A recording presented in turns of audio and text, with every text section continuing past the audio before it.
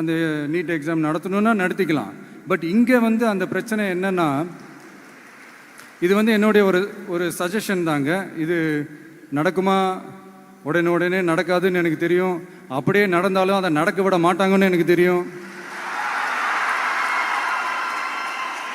So அதனால் இந்த சந்தர்ப்பத்தில் என்னுடைய சஜஷனை வந்து உங்ககிட்ட அதை நான் பகிர்ந்துக்கணும்னு ஆசைப்பட்டேன். வந்திருக்கும் இளம் சாதனையாளர்களுக்கும் அவங்களுடைய பெற்றோர்களுக்கும் தமிழக வெற்றி கழகத்தினுடைய தோழர்களுக்கும் என் நெஞ்சில் குடியிருக்கும் நண்பா நண்பிகள் உங்கள் அனைவருக்கும் மீண்டும் என்னுடைய பணிவான வணக்கங்கள். நான் இன்றைக்கி ஆக்சுவலாக எதுவும் பேச வேணான்னு தான் நினச்சேன். பட் ஒரு முக்கியமான ஒரு விஷயத்தை பற்றி இன்றைக்கி நான் பேசலைன்னா அது அவ்வளோ கரெக்டாக இருக்காதுன்னு எனக்கு தோணுச்சு. அதான் அது என்னவா இருக்குன்றது நீங்களே கெஸ் பண்ணியிருப்பீங்க. எஸ், நீட்டை பற்றி தான்.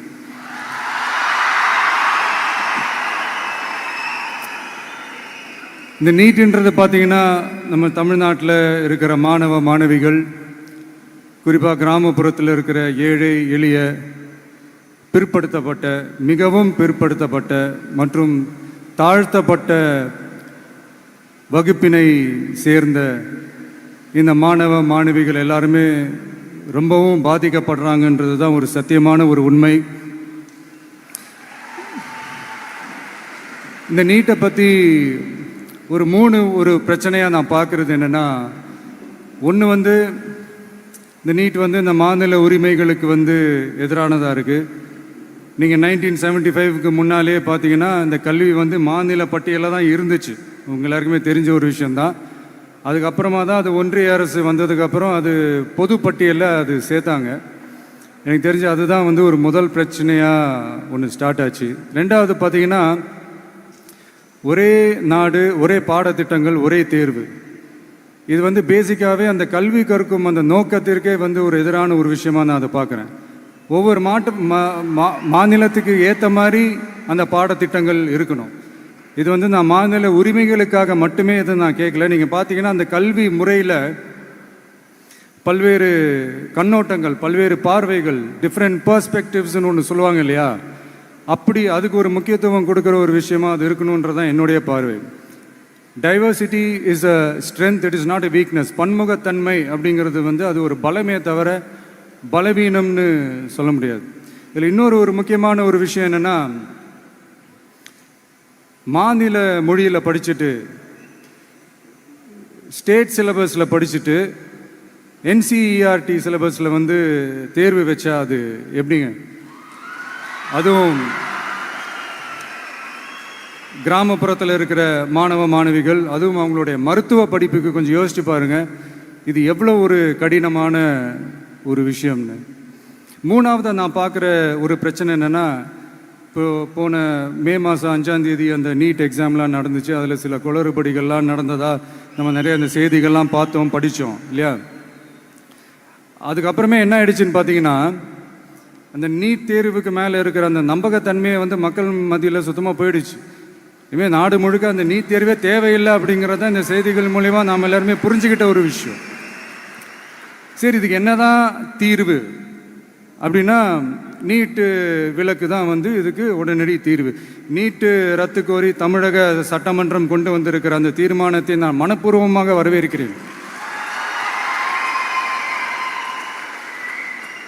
இதுக்கு வந்து அந்த ஒன்றிய அரசு அந்த காலதாமதம்லாம் எதுவும் செய்யாமல் தமிழ்நாட்டு மக்கள் அவங்களுடைய உணர்வுகளுக்கு மதிப்பு கொடுத்து இதை சீக்கிரமாகவே இதை சால்வ் பண்ணணும் அப்படின்றதான் இங்கே நான் கேட்டுக்கிறேன். சரி, ஓகே, இதுக்கு நிரந்தர தீர்வு தான் என்ன அப்படின்னா, அந்த கல்வி வந்து பொது பட்டியலேருந்து மாநில பட்டியலுக்கு கொண்டு வரணும். ஒருவேளை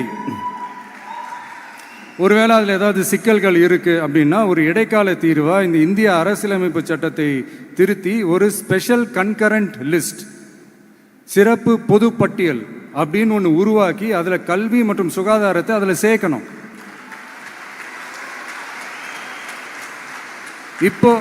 இப்போ இருக்கிற அந்த பொதுப்பட்டியல் என்ன ஒரு பிரச்சனை அப்படின்னா, நீங்கள் அந்த துறைகள்லாம் பார்த்தீங்கன்னா மாநில அரசுகளுக்கு என்னதான் அதில் அதிகாரம் இருந்தாலும் அது முழுக்க முழுக்க ஒன்றிய அரசினுடைய கட்டுப்பாட்டில் தான் இருக்குது. அதனால் மாநில அரசுகளுக்கு வந்து அந்த முழு சுதந்திரத்தை அது தரப்பட வேண்டும் அப்படின்றதான் இங்கே என்னுடைய தாழ்மையான ஒரு வேண்டுகோள். ஒன்றிய அரசு அவங்களுடைய கட்டுப்பாட்டில் இருக்கிற ஒரு சில இந்த மெடிக்கல் காலேஜஸ்லாம் இருக்குல்ல, எய்ம்ஸ், ஜிப்மர், பிஜிஐ, இந்த மாதிரி நிறுவனங்களுக்கு வேணால் அவங்க வந்து அந்த நீட் எக்ஸாம் நடத்தணுன்னா நடத்திக்கலாம்.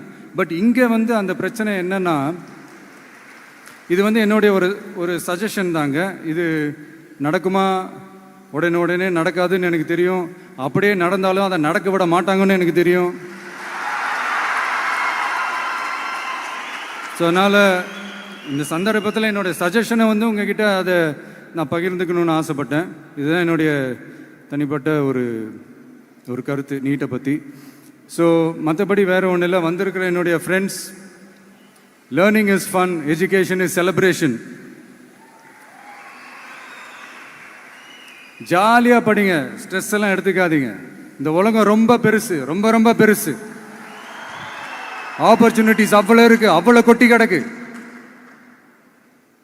அதனால் ஏதாவது 1-2 மிஸ் பண்ணாலும் எதுவும் ஃபீல் பண்ணிடாதீங்க. அப்படின்னா கடவுள் வந்து இன்னொரு ஒரு பெரிய ஆப்பர்ச்சுனிட்டி உங்களுக்காக வச்சுட்டு காத்துக்கிட்டு இருக்கிறாருன்னு அர்த்தம். அது என்னன்னு தேடி கண்டுபிடிங்க. கான்ஃபிடென்ட்டா இருங்க, நல்லதே நடக்கும். வெற்றி நிச்சயம், வெற்றி நிச்சயம். மீண்டும் சந்திக்கும் வரை நன்றி, வணக்கம்.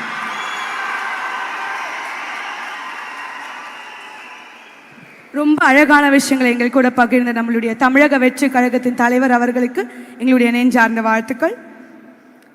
அடுத்ததாக 12ஆம் வகுப்பு பொதுத் தேர்வில் வெற்றி பெற்ற மாணவர்களுக்கு இப்பொழுது சான்றிதழ் வழங்கும் நிகழ்வு. முதலாவதாக செங்கல்பட்டு மாவட்டம் செங்கல்பட்டு தொகுதியை சார்ந்த சுபிக்ஷா என்ற மாணவிக்கு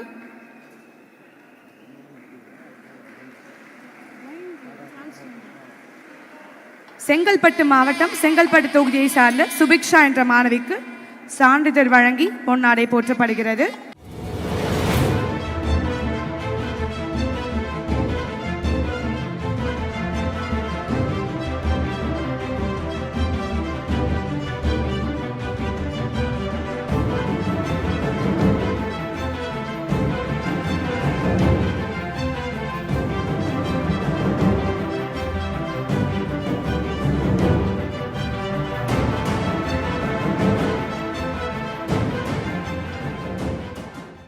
அடுத்ததாக 10ஆம் வகுப்பு மற்றும் 12ஆம் வகுப்பு பொதுத் தேர்வில் சிறந்து விளங்கிய சிறப்பு பிரிவில் சென்னை மாவட்டம் சேப்பாக்கம் திருவல்லிக்கேணி தொகுதியை சார்ந்த திருநங்கை மாணவி நிவேதா அவர்களுக்கு சான்றிதழ் வழங்கி சால்வை அணிவிக்கப்படுகிறது.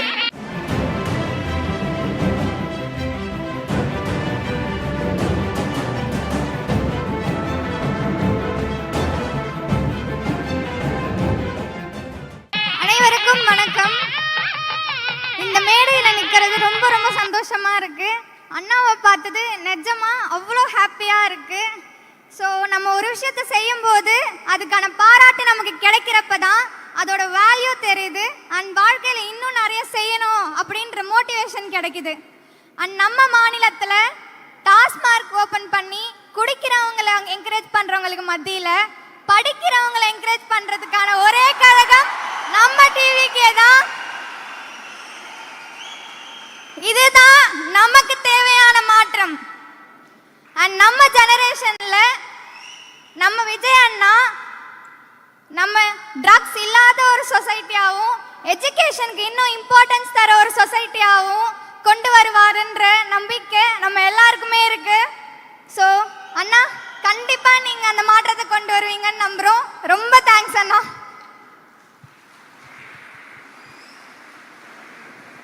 நன்றி. அடுத்ததாக சென்னை மாவட்டம் சேப்பாக்கம் திருவல்லிக்கேணி தொகுதியை சார்ந்த திருநங்கை மாணவி நிவேதா அவர்களுக்கு சால்வை அணிவித்து சான்றிதழ் வழங்கப்படுகிறது.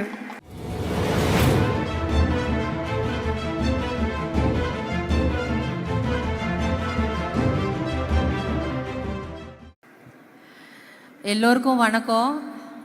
எனக்கு இது கனவா நிஜமானே எனக்கு இன்னும் கூட எனக்கு புரியலை. ஏன்னா எனக்கு அவ்வளோ பிடிக்கும். அப்படிப்பட்ட நபரை இன்னைக்கு நேரில் சந்திச்சு அதுவும் இப்படி ஒரு நிகழ்வில் கலந்துட்டேன்னும் போது ரொம்ப சந்தோஷமாக இருக்குது.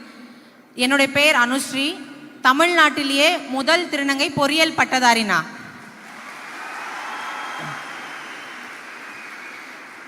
இந்தியாலேயே ஃபர்ஸ்ட் டிரான்ஸ்ஜெண்டராக வேர்ல்டு ரெக்கார்ட் பண்ணியிருக்கேன். நான் டிஎன்பிஎஸ்சி குரூப் 2 தேர்வு எழுதி பாஸ் பண்ணி ஜட்ஜ்மெண்ட் வந்து என்னோட ஆர்டருக்காக வெயிட் பண்ணிட்டு இருக்கிறேன். ரொம்ப சந்தோஷமாக இருக்குது. ஒன்று சொல்லிக்க விரும்புகிறேன். நம்மளுடைய கான்ஸ்டியூஷன் ஆஃப் இந்தியாவை இயற்றின அம்பேத்கர் அவர்கள் சொல்லியிருக்கிறாரு, கற்பி ஒன்று சேர் புரட்சி செய்ன்னு சொல்லிட்டு. அப்படி கல்வியால் சிறந்தவர்களை ஒன்று சேர்த்து நடக்கக்கூடிய இந்த நிகழ்ச்சி தான் புரட்சி. இன்னொன்று பாருங்க, இந்த மேடையோ இந்த அரங்கமோ ஆண் பெண்ணுன்னு மட்டும் பிரிக்காம பாலின சமத்துவத்துக்கான மேடையா இது சாட்சியா இருக்கு. ரொம்ப சந்தோஷமா இருக்கு. உங்களுடைய முன்னெடுப்புக்கு என்னுடைய வாழ்த்துக்கள். நன்றி. நான் ரொம்ப சந்தோஷம்ண்ணா.